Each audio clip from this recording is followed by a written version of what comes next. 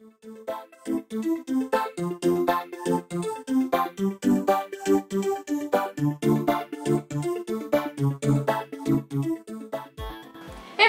so I'm here with Drew and we're gonna review the Hunger Games.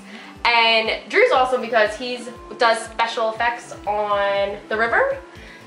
And the Chernobyl Diaries that's coming out in May. So he's like legit. He can talk about the film stuff that I can't, like camera angles and everything. So great to have him here. We actually worked together. I didn't have to hunt him down or anything crazy like that. So I guess we're gonna start with kind of the end. Both of us had the same view on the Hunger Games. It wasn't as great as a lot of people thought it was, at least in my opinion. And the woman that wrote the book, if I was her, I'd be really pissed. Yeah. I think they really took a lot out of the book and really dumbed it down.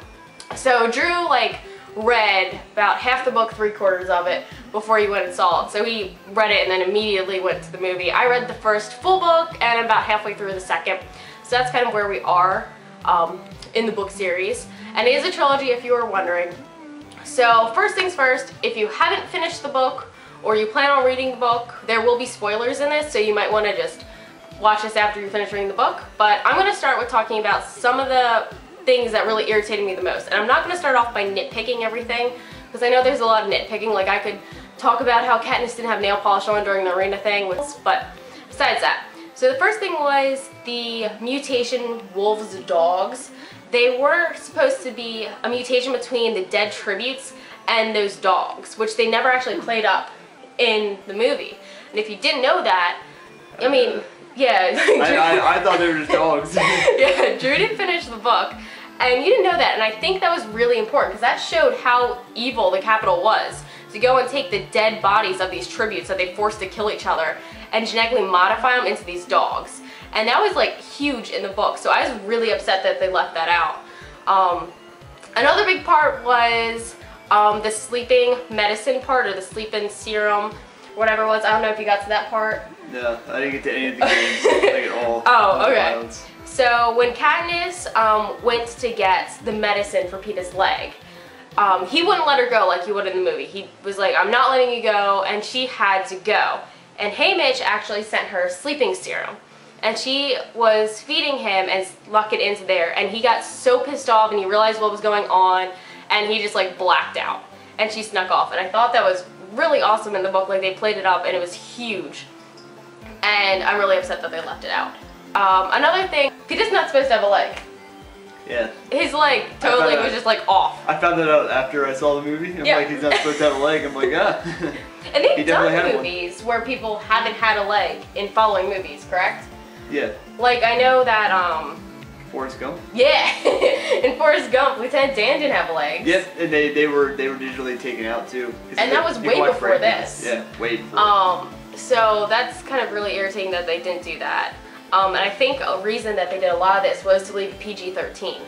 They left a lot of violence out, which I guess you could talk the whole beginning part when they're like killing the initial like run out and they're massacre each other. All my precious blood and guts and gore that I was expecting was all blurred out and like out of the frame and all that kind of stuff. It really bugged me. I'm like, why can't I see this violence? I want to see violence. And Drew talked about how I didn't even catch on to this. What part was it? The cornucopia, where there was supposed to be a first-person camera view, but there wasn't actually supposed to be a person there in the movie. Yeah. Oh yeah. During the games, like in the game center, which I thought was like the game center part was really cool. That's something I actually really liked about the movie. But in the game center thing, they had when Katniss was like running down like the water, like through like things, like running through stuff. It had a camera like following her, and it just bugged me that how they got those camera angles, because that means there would be someone in that. I don't know, maybe it's me just being weird, but that really bugged me. Now, what's your opinion on the cameras that they should have had in the arena? Because the book talked about that a lot. There were cameras everywhere, and Katniss was playing up to them. Do you think they should have done a better job with the camera angles in that? I think the one time that they kind of noticed that there was cameras around, like they made it in that little twig, that little like root thing that they were at. I thought they could have done really cool stuff like that. And I could have built like overhead, like cameras, like that were like overhead all the time, like looking at it, but like right in the action with them. Yeah. It was a little weird, and I understand they did it for the effect that they wanted to show you what's going on in the movie and stuff. but I felt they could have played it a little bit differently and actually maybe had like they should have shown something with like a camera, like maybe walking around or something to make it a little bit more believable. Now, also, I know we talked about we didn't like the character selection so much. Yes. Now, I think Jennifer Lawrence is very pretty, but if you take someone that's supposed to be in this starving poor district, you know, I don't think she's gonna be, you know, have as much boobage as she did. Which I mean, I'm not against boobage. I'll say that right now. But yeah. But yeah, I agree because like she looked too clean. I felt like in District 12 because I felt like District 12 is like. Especially since I read that like I'm like really about like the whole first part of that movie and how like everything was like really clean. I felt it was way too clean and it didn't show that they had all the like the starvation kind of stuff that they should have had, and like it should have been dirtier because like the whole cleanup between when she goes to the Capitol and stuff like that was completely like, oh yeah, we just kind of brushed her head off a little bit with some dirt that's on there.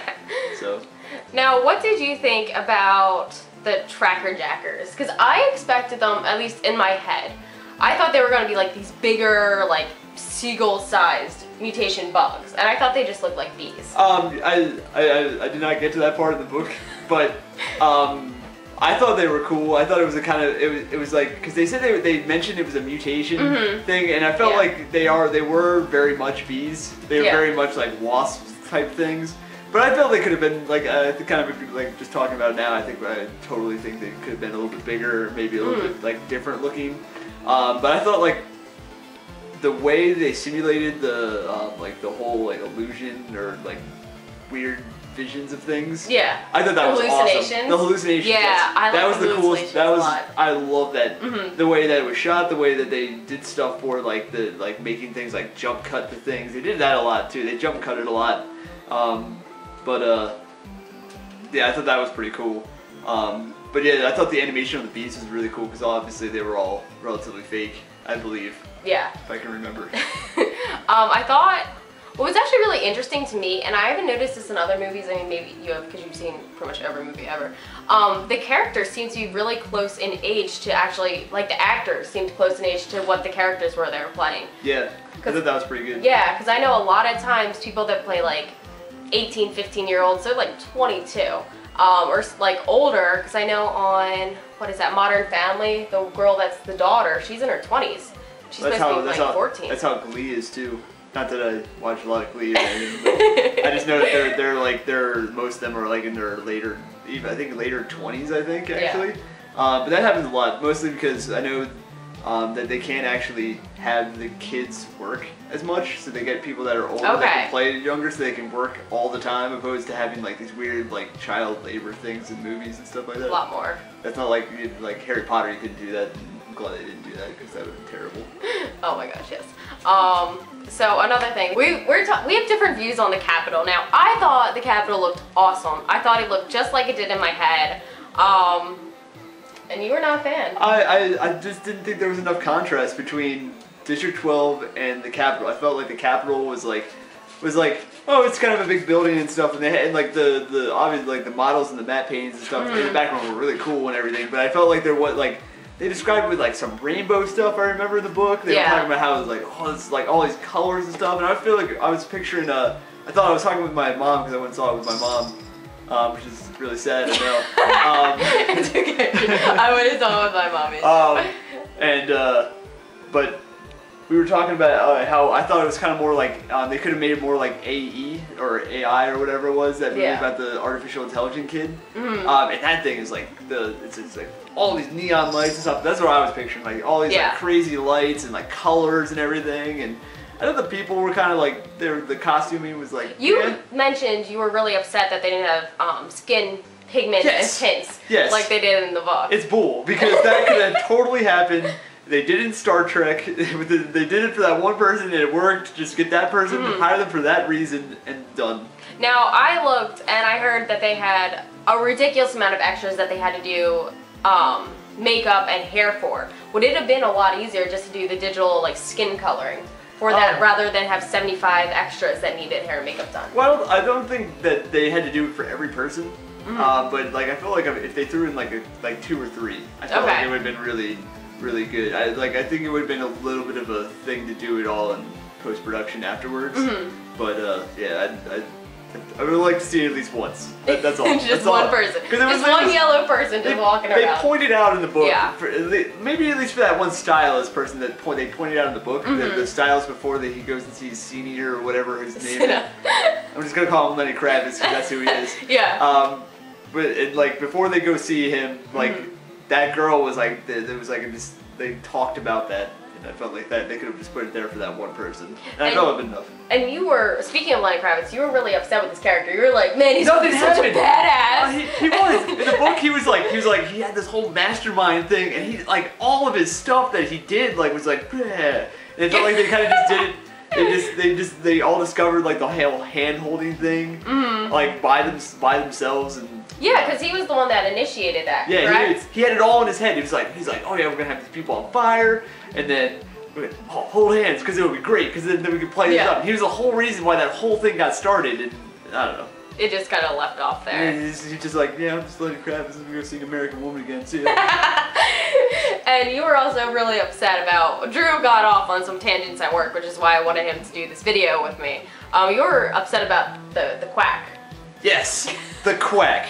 Okay, so it was like this little mundane thing they put into the movie where he's like, oh, your tail's sticking out there, little duck, and the little girl she's supposed to say, Preem's supposed to say quack, and then it makes it kind of like a joking like environment. She said nothing. It felt like a dumb thing, and then she brought it up again. Like, obviously, this is some of the little minor things. Although, one thing that they put in a lot and didn't explain was the thing with the bread.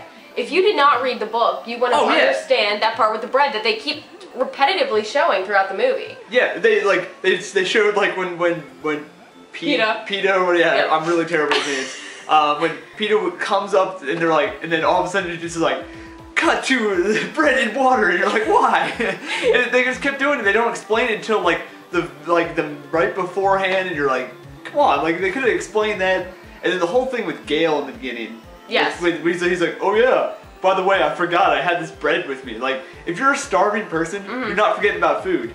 And the whole comical thing of like, oh, look what I shot from the book, because he shot it with an arrow. He put an arrow through it, and he goes, oh, look what I found, like as a joke.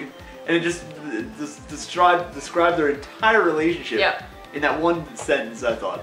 And another part we didn't like, and you'll realize this 2 seconds into the movie, actually if you've seen the trailer you know it's wrong, the part with how she gets the pin. Ugh.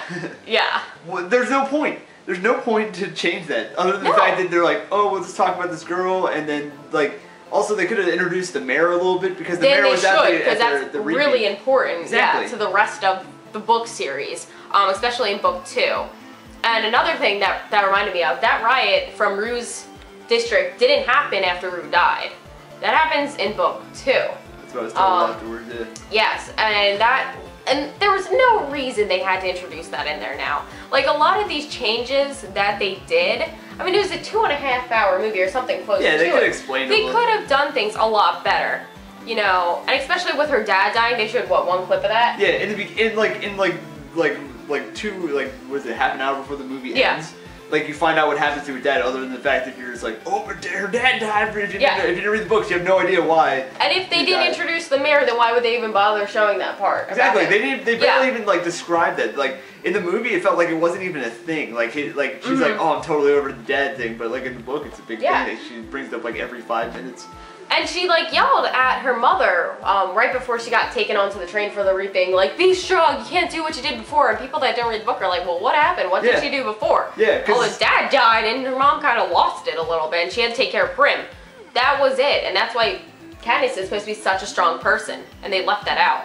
Also, this is a little nitpicky thing, but did you notice the hum of the electrical fence when she was going through it? It didn't make one, did it? No, it made one. Did it? There was a little, I heard a little hum and I'm like, wrong. I was so upset. But yeah, it was. I felt like the whole beginning betrayed the whole beginning of that book, because the book like went into like all this detail about like, you know, like explained that the mom like just like zoned out after her dad died, and then she had to take over stuff and all this like the home thing and all this stuff, and like it didn't make sense because it like they tried to show it like slightly by like the mom was gonna say something, she would just like jump, Katniss would just jump in and be like, nope, and yell at her. And it just they could have spent more time on the story part of that beginning part. I felt. Now, what did you think about the location? I think they filmed it in, correct me if I'm wrong, but in North Carolina? Something like that. I can't really remember. Yeah. I thought, like, I pictured it in my head. Like, in some parts of the arena, I really liked it, but in other parts it seemed really, I thought it would be a lot more dense, and I thought a lot more scenes happened at night in the arena in the book, which this whole fight goes on for weeks in the book. Yeah. And in the movie, they portray it as happening in, like, 2 days. Yeah. Which is frustrating. I felt like everything was like not until you got to the Capitol and you got to the game room. The game room was the most technologically advanced place in the whole movie. Yeah. Other than that, they're like, oh, we got a hover train that goes at 250 miles an hour, even though it looks like we're going at 50 miles an hour in a regular train. Which I understand why they probably did that, is more or less because you need to be able to read what's going on behind it, but I felt like it could have been a little bit faster. But, yeah. But yeah, I kind of agree that it felt like it took like 2 days. Also, we didn't need 15 shots of her sleeping in the tree. I'm gonna say that. Yeah, no, we definitely didn't need that many shots for sleeping in the tree at all. There was a lot going on. Yeah. And especially, one of the scenes that really bothered me was when Thrash killed Clove. Now that scene is like a big, powerful scene in the book, which I don't think you got to. But when Clove climbs on top of Katniss and is like trying to peel off her face with the knife, Thrash comes over, picks her up, and in the book just bashes Clove's head with a rock, like really viciously, really bloody, really gory. And then in the movie, they had him just slam her against the wall, and then in both the book and the movie, he turns and he goes, "That's your one." Well, unless you read the book, and this goes back to the bread, whenever someone does you a favor, like she took care of Rue when she died, he was Rue's partner, you felt this sense of owing someone back. These poor districts, you always had to pay someone back. And in the movie, you didn't really understand. You're like, why do you just kill Clove? And was like, okay, go ahead, Katniss, go. But that's part of it. And I didn't know that. Yeah. And they should have really played that up in the movie, that's why he killed Clove and let Katniss go. And I really wish they would have left it with bashing her head in with a rock. But I gotta say, back to that the little three thing they do. Like yeah, when Katniss is like, when Katniss goes up there for the reaping, and everyone like, she's like, give her a round of applause. No one gives her a round of applause, and all of a sudden, like, all these people are just like, and you're like, what's going? Like, if you had no idea what it was, like, they're just like holding it up, and I'm like, I know I went on to the theater I went over to my mom and said, on my honor, it's like a scout's code or whatever, like that's like the thing for it, and like it just seemed like everyone was like, okay. The director's looking at you, say, and it goes 1, 2, 3. Then you put your 3 fingers up. Like that's what it felt like, and it was kind of weird. But I felt like they could have explained that. But it was a lot better when Katniss did it after Rue died. That was a lot more powerful. That was way better because it like then you suddenly understood that it was more about like honoring someone that died or is going to die or something. And I don't think I talked to you about this, but in the book, after Rue dies, her district actually sends Katniss a loaf of bread. Oh, yeah? And they talk about how, well, she talks about how this must have cost them so much money, this poor harvesting or farming district, how much money it would have cost them to send her this piece of bread. Another thing, too, when they were getting the parachutes, and Katniss had met up with Peeta, and they were kind of talking about parachutes in general, and he goes, I don't get many. He actually didn't get any. And they left this out that Haymitch had to kind of choose which tribute he was going to focus their money on, because up until a certain point only one of them could win, and he put everything on Katniss, and he got all of the sponsors together to send her that burn cream. So they kind of left that out about how he had to go through and make that decision. Yeah, I feel that was kind of described though, because it was kind of like the whole time, like everything that Peeta did was pretty much like, oh, we're gonna make Katniss the one tribute. He pretty much was like protecting her, and that was kind of, I think they were trying to play off the whole love thing, that he was in love with her all the time. And also, okay, I know I talked to you about this, but why did everyone run with like these huge arm movements? Like, it really bothered me. Like, I almost want to see the movie again just to watch that again, because it was so weird. It looked like they were trying to act like they were running fast, but what I think it was. They overestimated like all their like movements, so like people's arms would go whoop, whoop, and you're like, why? Yeah. Now, the people in this movie, at least all the tributes that I know of, most of them haven't had a lot of prior film work. Yeah, I don't know any of them. So, other than Woody Harrelson, which I thought was totally wrong for me. They did, because in the book, he's such the strong alcoholic, and he's such a mess, and he throws up all over the place. They're at the book. Which would have been perfectly fine for Woody Allen if he was just throwing up everywhere. That would have been perfect. But they left a lot of that out. It was like the guy had a little bit too much drink, and then he was like, okay, now I'm going to take Woody it back. Allen. It's Woody Harrelson. Woody Harrelson. Not Woody Allen or whatever. That's it. But yeah, I mean, overall, I think they really dumbed this movie down, and I thought that for how much of a success this book was, and how long it was on a bestsellers list, and like just how big it is in general, it was really put a lot of work into it. It was really anticipated too. I remember like the books coming, like when the movies coming out, like a year before. Like the even movie trailer came out, it was all like, oh man, the Hunger Games are coming out. They're making the Hunger Games. Ooh yeah. And I'm like, what's the Hunger Games? Because obviously I waited until the 5 hours before I was gonna go see the movie to try and read the whole book, and it was just a. I think it was a letdown. It really was. I think if you go into this movie kind of knowing, because all I've ever heard were great reviews, and I think that. It definitely made me more excited to see the movie. And when I got there, I left the movie and I was like, I hope like someone else is as disappointed as I am. Not to be like mean and hope everyone else hated the movie, but I was like, I really didn't like this at all. Like it was such a letdown. Yeah, it was just, I just felt like overall, like some of the, like my favorite points, like I felt like we're just washed over. We're kind of like washed over, and like the things I was really looking forward to, like the people on fire. I'm gonna say I thought the fire. He did not like the costumes.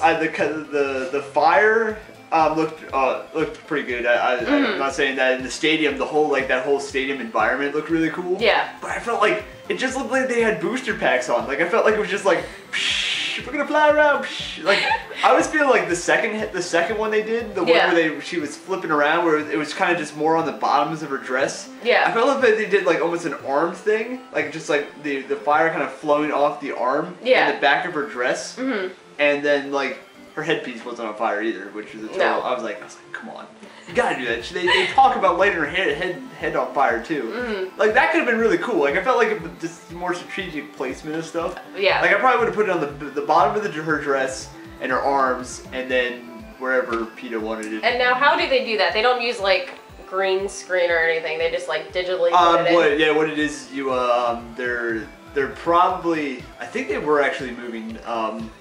Like, and they would track the position of that person. And like through the shot and everything. And then you make like a double of that person in like a 3D model kind of thing. And then you simulate the fire off of it.